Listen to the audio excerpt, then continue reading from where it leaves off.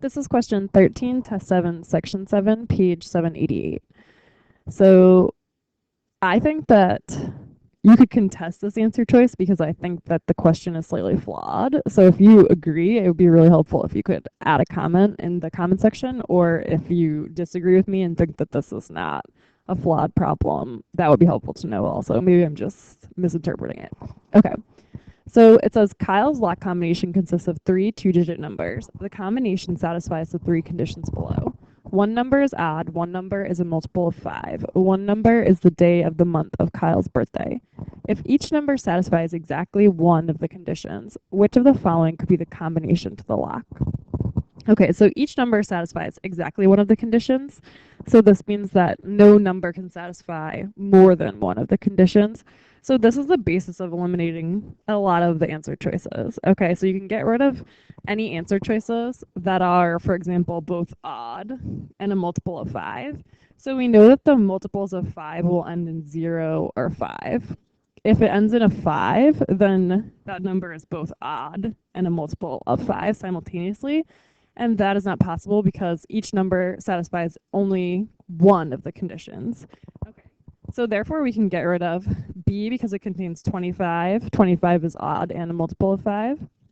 We can get rid of C because it has 15, which is odd and a multiple of 5. We can get rid of D because it has 15, which is odd and a multiple of 5. So now we have A and E left. So let's check those out. Okay. So 34 doesn't satisfy any of these options because it's not odd, it's not a multiple of 5, and it can't be a day of the month because the days of the month for this problem, since it's involving two-digit terms, the day of the month terms can only be 10 to 31. So E is out because 34 can't be any of these, can't fulfill any of these requirements, and the other two terms that are left over can only fulfill one of the requirements. So 21 would work because it is odd. The problem that I'm having with this problem is that to me, 21 is odd. It could be the day of the month.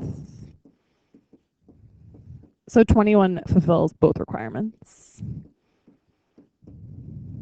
And similarly, for the right answer choice is A. To me, 20 is a multiple of 5.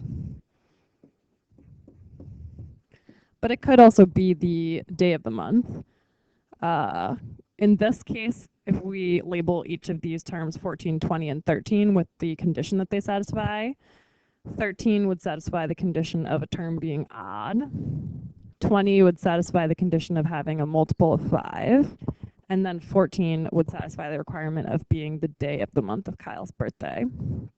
So that makes sense, but to me, it's problematic because each term could potentially be a number of the day of the month of Kyle's birthday.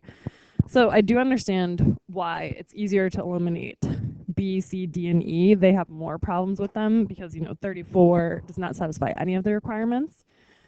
But to me, the right answer even is problematic, and it's just kind of the lesser of 5 evils. So let me know if you think I'm misinterpreting it somehow. I know this is the correct answer, and I know that this is the logic. I've consulted some other test prep websites, and this is the logic. It's the same logic I used, but to me, it's still problematic because 20 can be the number, 13 could be the number of the day of the month of Kyle's birthday. Any number could be if it's between 10 and 31. So to me, this is slightly problematic.